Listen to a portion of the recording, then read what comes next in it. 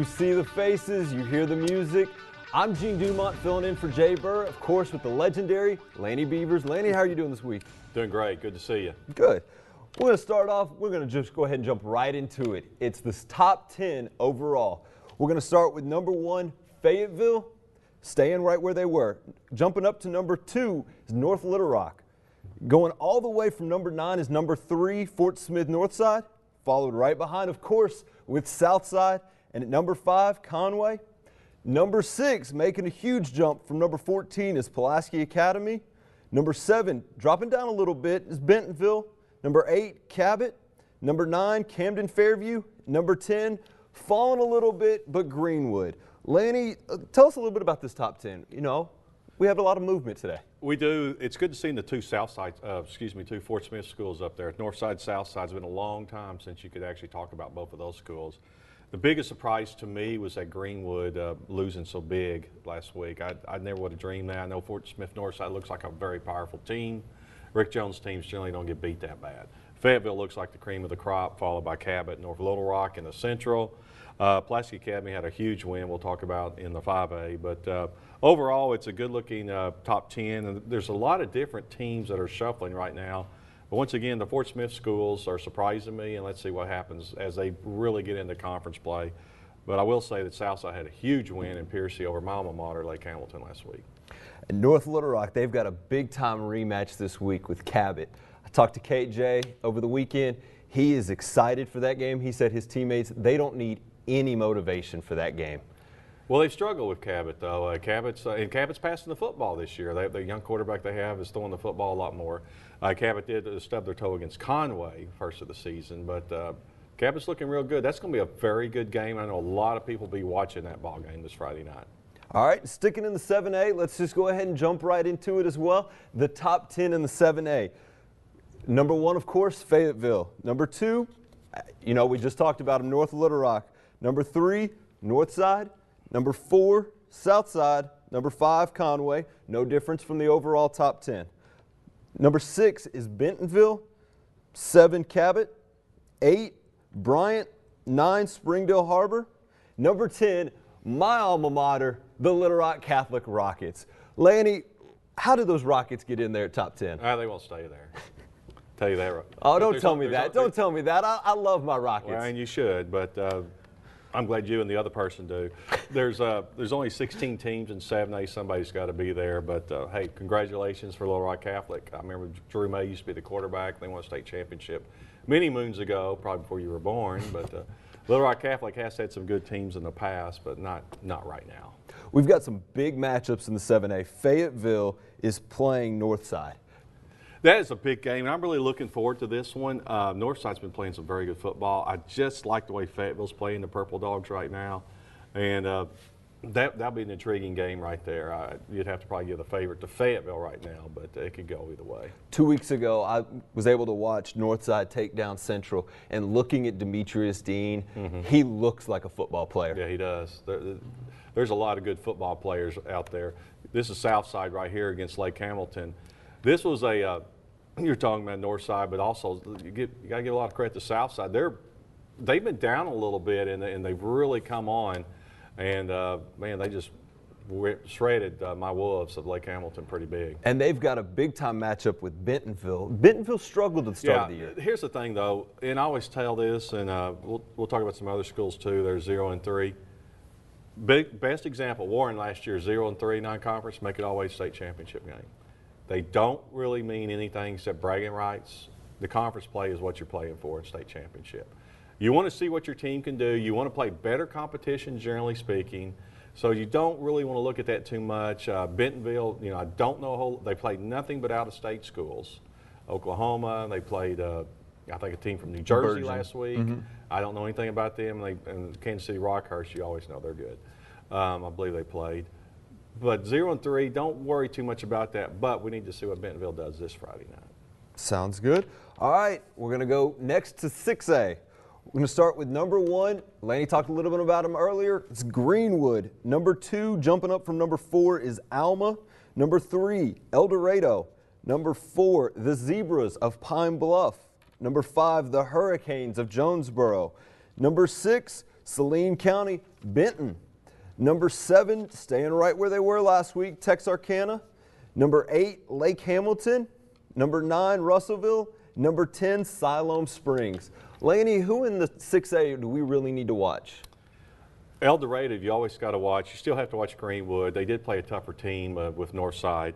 Alma looks real strong right now. This is Alma's first year going up in classification of 6A. So you really watch Alma. Of course, I'm always going to be watching my alma mater, Lake Hamilton. Texarkana is a team that I've really been watching. As you're looking at the highlights here.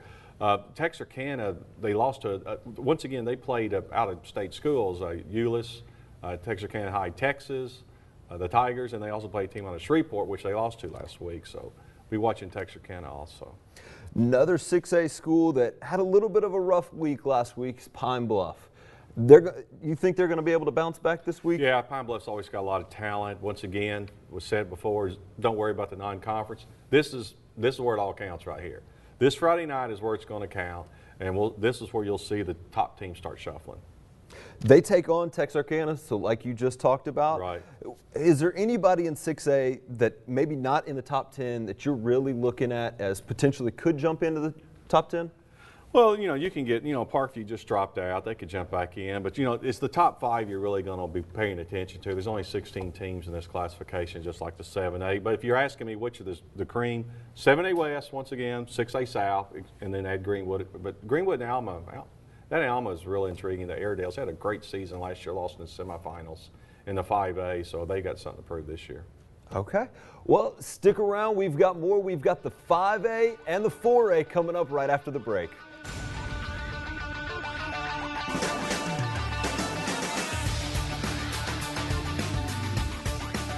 Barbecue? Yeah, we got you some. You guys know how you can tell if a place has got good barbecue, right? Here we go. I got a system. Pig on a sign, 1 point. Pig wearing a hat, 2 points. Okay. Pig in overalls strumming a banjo, pull over immediately. So what about pigtails? Well played.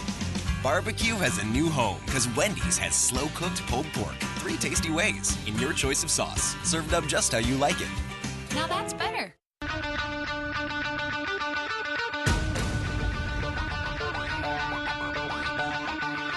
Welcome back. We hope you're enjoying the show so far.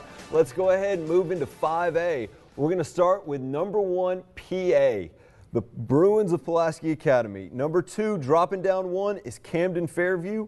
3, Wynn. 4, the alma mater of Jay Burr, Sylvan Hills. Number 5, Batesville. 6, Farmington. 7, Little Rock Christian. Number 8, Forest City. Number 9, jumping up, Whitehall. And number 10, Greenbrier. You were able to watch PA this past week. What'd you think about them? They're very good. They played a smaller school in Warren, but it was at Warren. It was all Pulaski Academy. They're looking very good. Will Heffley, good-looking quarterback. Will Hastings showed a lot of speed out there. So Pulaski Academy is going to be strong all through the season. Your cream right here is in Camden Fairview. We'll talk about in a little bit. Wynn, Sylvan Hills. That PA Sylvan Hills game could be real intriguing. That's the last game of the season in conference play. PA, the one thing you know about them, they are always going to be able to throw the ball. You can't pass without PA. That's very true. Okay, let's talk a little bit about Camden Fairview. I was able to go watch them this week, and they have a great team. It's a solid overall team. They had a little bit of trouble hanging on to the ball this week, but they were able to cause turnovers as well. How is that going to help them? Well, one thing is they've got a new coach. Buck James is up at Little Rock Christian right now, so they're bringing him in. But the talent's been there. They've been far in the playoffs, played for state championships, finally got one. So Fairview, the Cardinals are a very good ball team. Dalloway's a good team too. They're a little bigger than Dalloway, so we'll talk about them a little bit. So, it has a little bit to do with the competition. Now, the conference Fairview is in, they should roll through this one pretty good, and we'll be watching that. But they're going to be right there toward the end of the season. The atmosphere at Camden Fairview, I don't know if there's any other in the state like it. Well, you like the towns that more or less shut down, and if you want to know where anybody is, they're out there at the football field. They saw a camera, and it was the greatest thing in the world. And Camden Fairview, I love you for that. There you go. Let's go ahead and jump to 4A. We're going to start with number 1, Arkadelphia, 3-0 still. Number 2, Dollarway, just like we talked about. Number 3, staying right where they were, the Nashville Scrappers. Number 4, Dardanelle. Number 5, Star City. That one's a little bit of a shock to me. Number 6, we talked about them with PA, Warren. Number 7, Malvern. 8, Pottsville. Number 9, Highland. Number 10, hanging in the top 10, is Hamburg. Let's talk a little bit about Arkadelphia. That's always a team that's strong. They have been recently. They had a big win last week against Hot Springs High. Chris Farine, good friend of mine, and the Badgers got them pretty good. But they're very strong. Arkadelphia is a team that used to be real good. You can go all the way back to Coach Sean Outlaw when they won the state championships. Then they went through a downtime. And then about 5 years ago, they started getting good again. And they lost the first round of the playoffs because it's new to them. Now they expect to win. And they are a very strong team. Arkadelphia is going to be a tough out in 4A. Dollarway, in that game against Camden Fairview, you can tell that's a good team. Yes, they are. They're really well coached. Coach Cortez Lee does a great job with them. I was impressed. That defense was flying all over the field. Is there anybody else in 4A that we really need to watch? Well, Nashville's still good. Nashville's got a lot of tradition. Star City, you mentioned about them. They're a very tough team too, and they get after you. They're a strong team. Dardanelle's had a great non-conference season. Sand Lizards, let's see what you do now the conference season started. Malvern's been real good the last couple of years, so there's still some real good teams in 4A, but really your top is right there at the top, Arkadelphia and Dollarway. Nashville, they're 3-0. They typically have a very tough team. Mm-hmm. How are they going to be able to go throughout the year? They'll do fine. They'll do real good in the conference play. They're a very good team too. They've come on strong. They had a couple down years, but they've come back and gotten better each year. So Nashville will be right there, and they got their tradition. You're talking about Camden Fairview, how everybody was out there. Nashville's that way too. If you've ever done a game at Nashville, it's just fantastic. It's all orange, beautiful stadium at Nashville. I've called several games there, and I love. You like these towns that really support their program, and Nashville, like Fairview's another one. So Nashville will be there toward the end. The game towards the end of the year to watch will be the Arkadelphia and Malvern game. That's always a big rivalry game. I love rivalry games. We talked about this earlier in the season. There's nothing I like better than rivalry games. And I'll tell you, those two teams, they don't like each other, and that's what makes it more fun. Let's go ahead and jump to 3A right now. We're going to start with number 1, Ty Story and his Charleston Bulldogs. Number 2, Prescott. 3, Smackover. Number 4, Boonville. Number 5, Hoxie. Going to number 6, right where they were last year, Episcopal Collegiate. Number 7, Lamar. 8, Barton. Number 9, Bald Knob. And number 10, they're winless right now, but Rivercrest is in there. Yeah, the Colts, they won a state championship several years ago. These schools right here have played some tough non-conference games, and Rivercrest is one of them. They play a lot higher classification. They're a very good team. I'm telling you right now, Ty Story, Charleston, the Tigers, that's going to be very tough for anybody to unseat them. The defending champion Boonville, the Bearcats, a very good team. They've always got it going real quick. Little Rock Episcopal or Episcopal Collegiate, doing very good right now, having a great season right now. But the team that I was expecting to come in the top 10 has bounced back in. You got to watch the Bears of Barton. They're back too.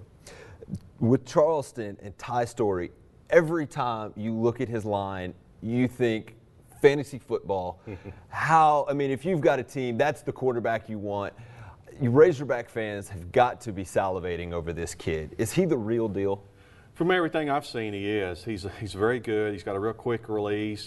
He feels real comfortable in the pocket with his receivers. But that's high school, college. That's totally different than just like college, NFL. You don't know. But right now, he's the top quarterback in the state, and it's well deserved. Okay. Well, we're going to come back with 2A. So don't go anywhere. We'll be right back. Barbecue? Yeah, we got you some. You guys know how you can tell if a place has got good barbecue, right? Here we go. I got a system. Pig on a sign, 1 point. Pig wearing a hat, 2 points. Okay. Pig and overall strumming a banjo, pull over immediately. So what about pigtails? Well played. Barbecue has a new home because Wendy's has slow-cooked pulled pork. 3 tasty ways in your choice of sauce. Served up just how you like it. Now that's better.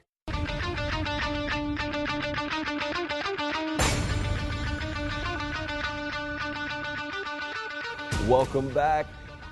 We're going to talk about the schools now that maybe don't get as much love, but they should. The 2A schools. We're going to go with the top 10. Number 1 is Junction City. Number 2, staying right where they were last week, Hazen. Number 3, Bearden. Number 4, East Poinsett County. Number 5, England. So no change in the top 5.